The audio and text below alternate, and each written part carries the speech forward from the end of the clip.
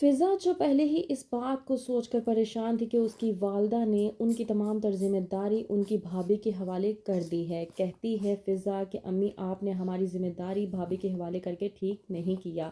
آپ نے تو ہمارا مان ان کے سامنے ہلکا کر کے رکھ دیا ہے، ایسے جیسے ہم کوئی انسان نہیں بلکہ کوئی چیز ہوں۔ لیکن فضا کو کیا معلوم تھا کہ طاہرہ جس رات تمام ذمہ داری رانی کے حوالے کر دے گی، رانی کو سونپ دے گی، اس سے اگلے دن ہی طاہرہ کا کام تمام ہو جائے گا اور وہ اللہ کو پیاری ہو جائے گی۔ ڈرامے کے نیکسٹ ایپیسوڈ میں آپ لوگ دیکھیں گے کہ طاہرہ کی اچانک طبیعت خراب ہو جانے پر جب طاہرہ کو ہاسپٹل لے کر جاتے ہیں تو وہاں پر معلوم ہوتا ہے کہ طاہرہ اب اس دنیا میں نہیں رہی۔ اس بات پر فضا جب اپنے بھائی ثاقب سے کہتی ہے کہ بھائی مجھے لگتا ہے کہ ہمیں پھوپھو کو کال کر کے انہیں بتا دینا چاہیے کیونکہ اب وہی ہماری بڑی ہیں۔ یہ بات رانی کو بالکل بھی پسند نہیں آتی، وہ بولتی ہے اور بھڑکتی ہے، کہتی ہے کہ میں اس عورت کو اپنے گھر میں بالکل بھی نہیں آنے دوں گی، اور تم بھول گئی ہو کہ کس طرح سے انہوں نے ذلیل و خوار کر کے طاہرہ آنٹی کو اپنے گھر سے باہر نکالا تھا، تم اسی عورت کو کس طرح سے بلانے کا کہہ سکتی ہو۔ رانی ثاقب سے کہتی ہے کہ یہ تمہاری بہن کس طرح کی باتیں کر رہی ہے، کیا تم بھی چاہتے ہو کہ تمہاری پھوپھو ہمارے گھر پر آئیں۔ اس بات پر ثاقب جب رانی کا ساتھ دیتا ہے تو رانی مطمئن ہو جاتی ہے اور کہتی ہے کہ اب وہی ہوگا جو میں چاہوں گی۔ فضا ابھی ان باتوں کو لے کر پریشان ہی ہوتی ہے کہ وہیں پر زارون آ جاتا ہے، زارون جو فضا سے پہلے ہی ملاقات کر کے اس سے بات کرنے کی کوشش کر رہا تھا، اسے موقع مل چکا تھا۔ فضا کو لے کر جاتا ہے زارون اپنے ساتھ، یہ کہہ کر کہ وہ اسے گھر پر ڈراپ کر دے گا۔ راستے میں فضا سے بات کرتا ہے زارون اور کہتا ہے کہ تمہیں پریشان ہونے کی ضرورت نہیں ہے، میں تمہیں ایک بات بتا دوں، تمہاری جو بھابھی ہے نا رانی، جو میری بہن ہے، وہ اپنی منمانی کرنا بہت اچھے طریقے سے جانتی ہے اور وہ چاہتی ہے کہ وہی ہو جو وہ چاہتی ہے، لیکن تم لوگوں کو فکر کرنے کی ضرورت نہیں ہے، میں تم لوگوں کے ساتھ ہوں اور تم لوگوں کے ساتھ ہی رہوں گا۔ ردا زارون کی یہ بات سننے کے بعد ڈر جاتی ہے کیونکہ وہ رانی کا پہلے ہی اصل روپ دیکھ چکی تھی۔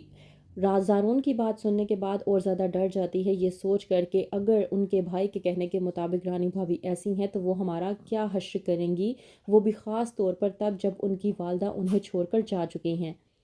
اگلے روز جب ردا اور فضا کھانا بنا رہے ہوتے ہیں تو وہیں پر آتی ہے رانی اور فضا کو باتیں سنانے کی کوشش کرتی ہے، کہتی ہے کہ ایک لڑکی ایسی ہے جس کو تمام تر کام کرنے آتے ہیں اور ایک ایسی ہے جس کو روٹی تک نہیں بنانی آتی، پتہ نہیں تم دونوں بہنیں کیسی ہو، مجھے تو تم دونوں بہت زیادہ مختلف لگتی ہو، لیکن تمہیں میں ایک بات بتا دوں، اس گھر کی کمائی کرنے والا ایک ہی شخص ہے اور وہ میرا شوہر ہے اور تم لوگوں کا بھائی۔ اس کا مطلب ہرگز یہ نہیں ہے کہ تم لوگوں کا بھائی خالی پیٹ اپنے آفس میں جائے، میں یہ بات ہرگز برداشت نہیں کروں گی۔ آج یہ کام ہو چکا ہے، اگلی بار اگر یہ کام ہوا تو مجھ سے برا کوئی نہیں ہوگا، ویسے بھی تم جیسی مفاد پرست بہنیں میں نے آج تک اپنی زندگی میں نہیں دیکھیں۔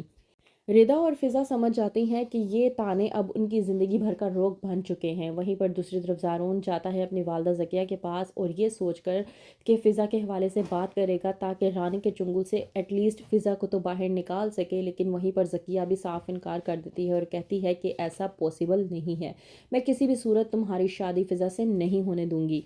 زارون جو کہ سمجھ جاتا ہے اس بات کو کہ یہ سب کچھ رانی کا کیا دھرا ہے اور وہ ہرگز نہیں چاہتی کہ میری شادی فضا کے ساتھ ہو اور رانی کے ہوتے ہوئے ایسا پاسبل نہیں ہے، لیکن زارون جو کہ اپنی والدہ ذکیہ سے کہہ دیتا ہے کہ میں نے بھی آپ کو بتا دیا ہے کہ میں فضا سے شادی کرنا چاہتا ہوں اور میں اسی سے شادی کر کے رہوں گا، تو بہتر یہ ہے کہ آپ میرے فیصلے کو جتنا جلدی ہو سکے مان لیں۔